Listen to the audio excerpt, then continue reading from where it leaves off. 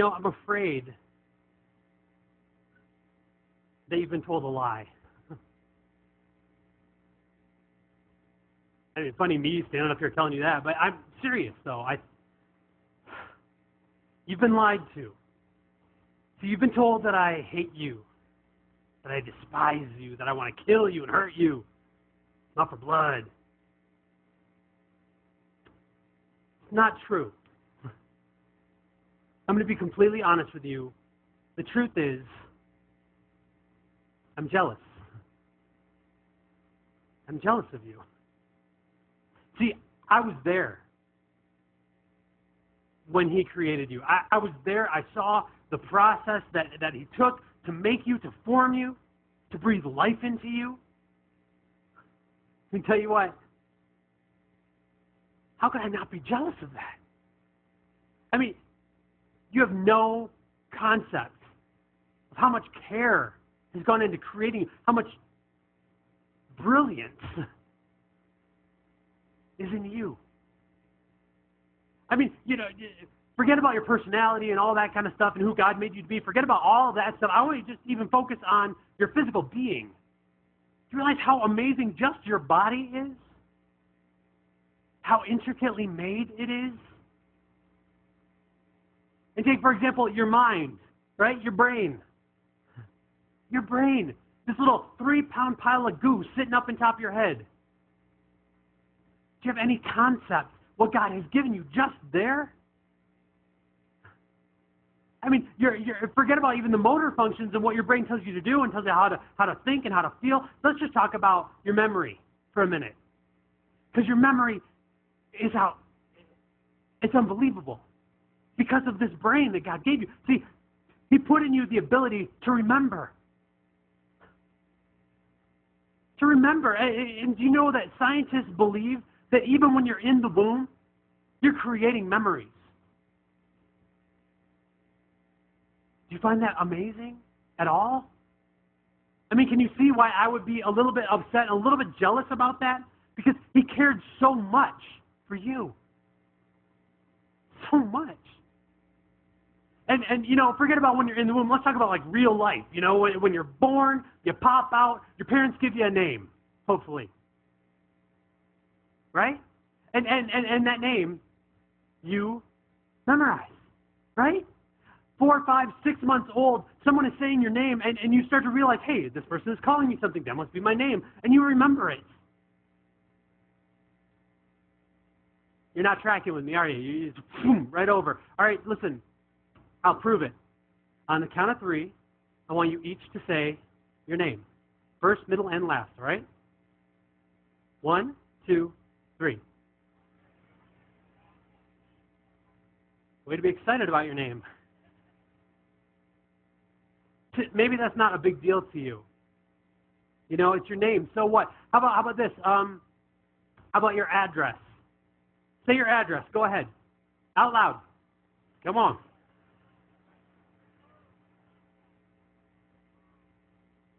You learned it when you were like in kindergarten, right? And not only that, maybe you moved. Maybe you had to learn multiple addresses. Does that not fascinate you? That it's there? It's locked up in there? For some of you old people, you remember the very first place you lived. 50, 60, 70 years ago. That's amazing. How about this? How about this? Say your phone number with area code. Go.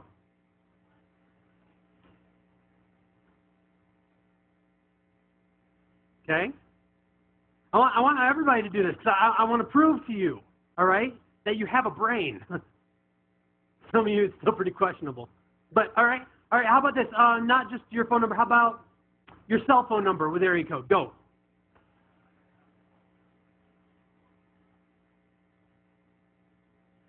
Okay. How about any other phone number? Maybe a work phone number, your best friend's phone number. I don't care. Go. With area code. Go on.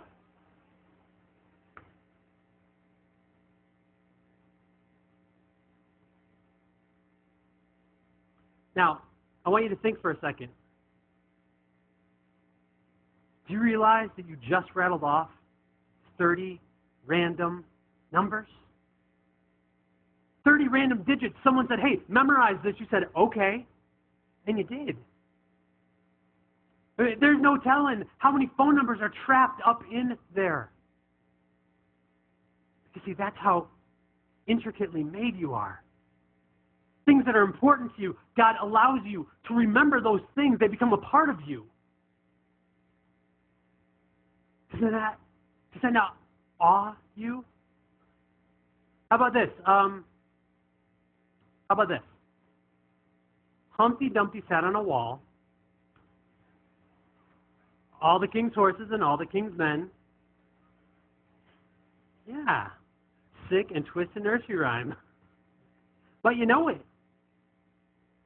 You understand what I'm saying here? You know it. It's there. It's locked. Some of you haven't said it for years, but it will always be there. It's a part of you. It goes to show that whatever you surround yourself with, it becomes a part of you. Because that's the way God created you. That's how much care He put into you. Are you getting this? Jack and Jill went up the hill. Jack fell down and broke his crown. Yes, another sick and twisted nursery rhyme. What is it with those? It's up there, though. Give me a break. Give me a break. That's right. Stupid candy bar commercial stuck in your head. You're welcome. Canteens after everything. You know? It's a dumb candy bar commercial, but it's there. You see? How about this, a little song for you? Hey now, you're an all-star. Said, hey now, you're a rock star. That's right. Okay, old people, that's called a song. They play that on the radio. Let's take it way back for some of you. All right? I found my thrill. That's right. Jumping in the Wayback Machine. You get pumped about that. See, it never leaves you. It's a part of you. It goes to show that whatever you surround yourself with, it becomes you. It makes up you. It creates you. Because that's how much God cares about you. Even trivial things like that. How about this? Finish this phrase for me. How can a young man keep his way pure?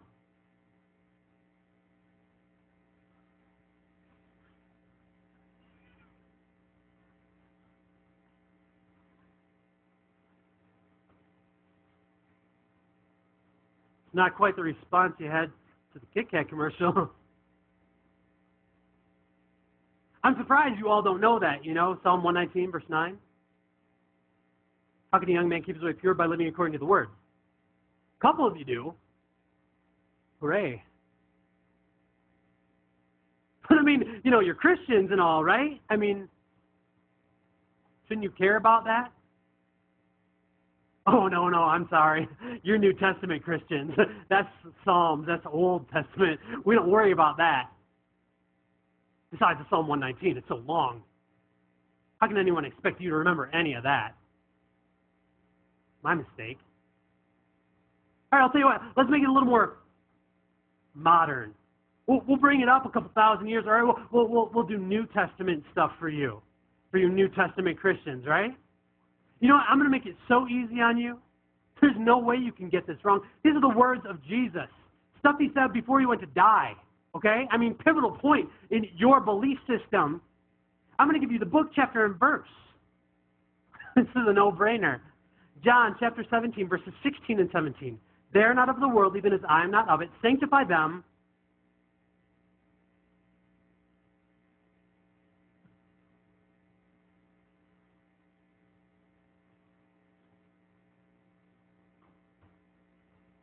Sanctify them by the truth.